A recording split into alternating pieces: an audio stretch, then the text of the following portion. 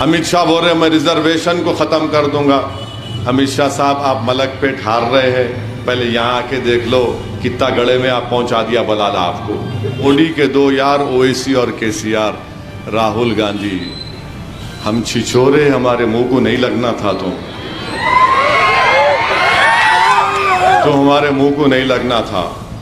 इतना बोल सकता हूँ मैं तुम्हारे को, इतना बोल सकता हूँ कि तुम रात में उठ के रोना चाहे तो भी आंख से आंसू नहीं निकलेंगे तुम्हारे।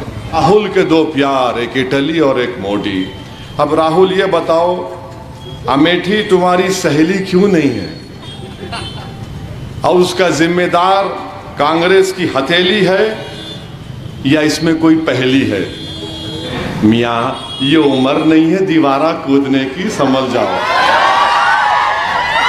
अभिवादन स्वीकार करें। आप देख रहे हैं जनदर्शन न्यूज़। तेलंगाना में 30 नवंबर को मतदाता अपने मतदान का प्रयोग करेंगे, उससे पहले पार्टियां अपनी ताकत झोंक रही हैं। बयानबाजी का दौर जारी है। इस बीच राहुल गांधी ने कहा कि मोदी के दो यार ओवैसी और केसीआर, इस पर अब असदुद्दीन ओवैसी ने पलटवार किया है। आपको बता दें कि असदुद्दीन ओवैसी की AIMIM वहां 9 सीटों पर विधानसभा चुनाव लड़ी है। वहीं कहा जाता है कि BRS के साथ कई सीटों पर उसका समर्थन हासिल है। तेलंगाना में BRS और MIM के बीच मित्रता रही है। इसको लेकर राहुल गांधी लगातार असदुद्दीन ओवैसी और KTR पर प्रहार करते नजर आ रहे हैं।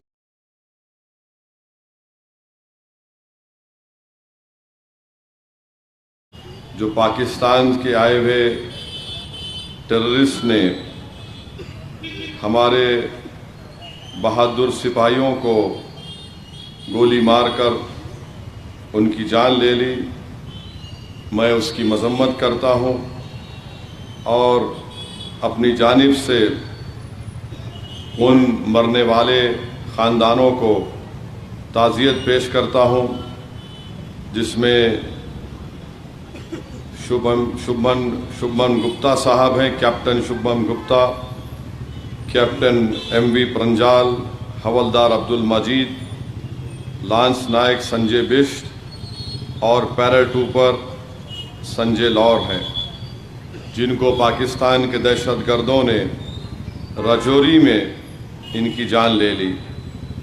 और मुझे अफसोस इस बात का होता है कि कैप्टन शुभमन गुप्ता कि जब मौत उनके मां को दी गई तो एक वीडियो आज उत्तर प्रदेश में वायरल हो रहा है, जिसमें कैप्टन शुभम गुप्ता की मां रो रही है और उत्तर प्रदेश का एक मिनिस्टर है, दो लोग, वो मां जो गम से निढाल है अपने बेटे की मौत के गम में, उसको दो लोग हाथ पकड़ रहे और मिनिस्टर साहब उसको चेक देना चाह रहे हैं। और मां पुकार कर कह रही है कि प्रदर्शनी मत लगाओ, ये एग्जीबिशन मत करो। मगर बीजेपी के मिनिस्टर जो बड़ी बड़ी बातें करते हैं नेशनलिज्म की, एक मां के गम को नहीं समझे, जो अपने बेटे को खोने के गम में रो रही थी। मगर इन नादान बीजेपी के मिनिस्टरों को फ़ोटो लेने का शौक़ था। हम मुल्क के वज़ीर आज़म से पूछते हैं कि ये इन सब को आपने आदत डाल दी फ़ोटो में आने की, इन सब को आपने आदत डाल दी अपनी पब्लिसिटी की। ये भी नहीं देख पाते कि एक माँ ने अपने एक बहादुर बेटे को मुल्क की खिदमत में खोया है। और दूसरी बात यह है मेरे अजीज़ दोस्तों और बुज़ुर्गों, हम शाम के वक्त में जो शादीशुदा हैं, हम कभी कभी अपनी बेगम को चलो एक ट्रॉल मार के आएंगे बोलते। आप जाते ना कभी ट्रॉल मारने? जाते नहीं जाते? जाते ना। डरने की बात नहीं है, बोलो जाते, क्योंकि वापस जाना है। लाइव टेलीकास्ट घर में देख रहे। तो मोदी जी क्या करते, जेट है, जेट में बैठ गया, आज ट्रॉल मार के आएंगे। अजीब मामला है वजीर आजम का। अरे भाई, जेट देश का है और आप, हमारे जवान मारे जा रहे हैं राजौरी में, पिछले महीने भी मारे गए। मगर यहाँ पर बीजेपी के पूरे बड़े बड़े डिफेंस मिनिस्टर आकर अपनी देशभक्ति दिखा रहे हैं इलेक्शन में बीजेपी का कैंपेन करके। बलाला को फोन लगाए तो घंटी बजती, एक बार, दो बार, 2 से 3 मरतबा बलाला को फ़ोन करे तो चौथी मरतबा उठा के बोलते, बाबा अभी सोया था रे, कई को फ़ोन करा भाई। मगर इनका दूसरों का क्या है, उनको कॉल करे तो क्या आता है आपको, मीरू कॉल చేస్తున్న నంబర్ प्रस्तुतम स्विच ऑफ చేయబడి ఉంది। तो इनका फ़ोन स्विच ऑफ रहता, जिसका फ़ोन स्विच ऑन रहता उनके साथ रहना आप, उनको वोट डालना आप लोग।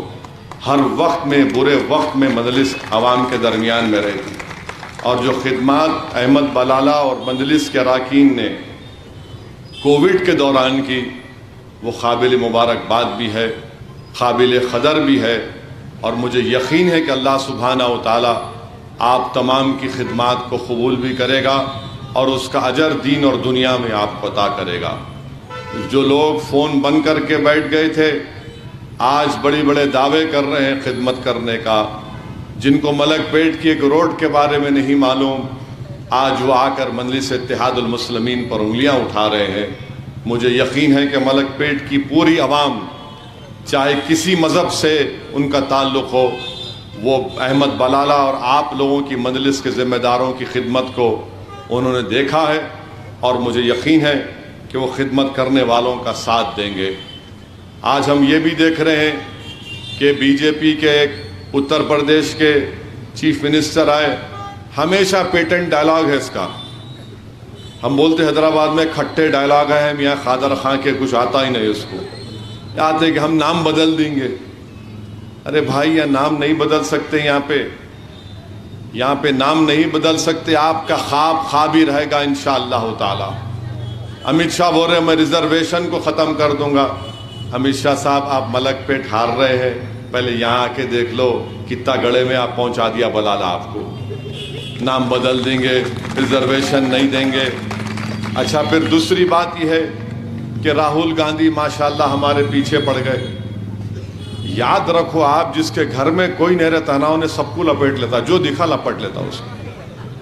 आप देखे होंगे वजीर आजम बाहर जाते, कोई ममालिक का सरबरा आता, मैं अखलाकन हाथ मिलाना, hello how are you, welcome, लपट। उन्हें परेशान होता, भाई क्या है, नहीं ठीक है, स्टाइल है उनका। तो अब राहुल गांधी हमारे बारे में कुछ बोले, मैं रास्ते में था तो कोई मेरे को बोले, असदुद्दीन ओवैसी के 2 यार, एक मोदी और नहीं, मोदी के 2 यार, ओवैसी और केसीआर। राहुल गांधी, हम छिछोरे, हमारे मुंह को नहीं लगना था, तो हमारे मुंह को नहीं लगना था। इतना बोल सकता हूँ मैं तुम्हारे को, इतना बोल सकता हूँ कि तुम रात में उठ के रोना चाहे तो भी आंख से आंसू नहीं निकलेंगे तुम्हारे। चलो अब पहला जुमला सुनो। राहुल के 2 प्यार, एक इटली एक मोदी। राहुल के 2 प्यार, एक इटली एक मोदी। इटली क्यों, उनकी अम्मा वहां से आई। मोदी क्यों, क्योंकि मोदी उनकी ताकत है। मोदी के लिए राहुल ताकत है। तो राहुल के 2 प्यार, एक इटली और एक मोदी। अब राहुल ये बताओ, अमेठी तुम्हारी सहेली क्यों नहीं है, और उसका जिम्मेदार कांग्रेस की हथेली है या इसमें कोई पहेली है? बताइए आप कैसे अमेठी हार गए? क्या राज था उसमें? अमेठी आपकी सहेली नहीं बनी, स्मृति ईरानी को सहेली बना लिया। तो क्या इसमें कांग्रेस की हथेली है या किसी और की पहेली है? राहुल गांधी, आपसे मैं अपील कर रहा हूं, आप 50 साल के हो गए, अकेले मत रहो। अकेले रहेंगे ना तो ऐसी दिखता, यार यार यार दिखता आपको। अगर घर में कोई प्यार है तो आप अच्छे रहते। अब अगर हैदराबादी छिछोरी जबान में अगर बोला मैं, मियाँ ये उम्र नहीं है दीवारा कूदने की, समझ जाओ। बोलते ना, बोलते, समझा के बोलते। अब इन्हें सुन रहे ही नहीं। हैदराबाद में आके बोल रहे, राहुल गांधी आप बच्चे हैं, आपको ये दिमाग में बात आपके बैठी हुई है कि मैं नेहरू खानदान से आता हूँ, मैं सब कुछ बोल सकता हूँ। याद रखो, किसी का खर्जा बाकी नहीं रखता असदुद्दीन ओवैसी। चाहे मोदी हो, राहुल हो, कोई बड़ा आदमी हो, सब बराबर है। और मुझे यकीन है कि 3 तारीख को जब नतीजे आएंगे, राहुल गांधी तुम फिर अकेले महसूस करोगे अपने आप को। कर लो राहुल गांधी, कुछ तो कर लो। तुम अपना फ्रस्ट्रेशन हमारे पे क्यों निकाल रहे हो? अभी भी वक्त है। देखो, एक आदमी अकेला है, पूरा देश परेशान है। आप उसके साथ जोड़ीदार क्यों बनना चाह रहे हैं? देश की फिक्र करो। मजलिस पर उंगलियां उठाने से पहले कभी ये भी तो पूछ लो अपने आप से, क्या तुम्हारे वालिद ने बाबरी मस्जिद को शहीद करने की राह हमवार नहीं की? क्या तुम्हारी दादी जिम्मेदार नहीं है? मुरादाबाद में आपको नहीं मालूम होगा, मुरादाबाद में 1986 में ईद उल फितर के दिन लोग ईद की नमाज पहनकर मुरादाबाद की ईदगाह गए। 390 लोगों की लाशें अपने घर को वापस आई थी। पुलिस की फायरिंग हुई थी। ये कोई नहीं बोलता आपको। मैं उस मुकाम पर गया हूं। मुरादाबाद में एक मरतबा में तकरीर में बात बोला तो जलसे के बाद जब जा रहा था तो 2 ज़ईफ लोग गाड़ी के सामने आके रुक गए और बोले उतरो। मैं उतर गया। बोले बेटा गले लग जा। मेरा गले लग गया। बोले क्या? मैंने पूछा क्या हुआ, क्या क्या क्या माजरा क्या है? तो बोले असदुद्दीन ओवैसी, तुमको याद है ये दुनिया भूल गई। मैं उस वक्त 16, 17, 18 साल का था। मैं ईद की नमाज पढ़ने नए कपड़े पहनकर गया था। मैंने अपने बाप को खोया, अपने भाई को खोया उस दिन। आप हैं ये?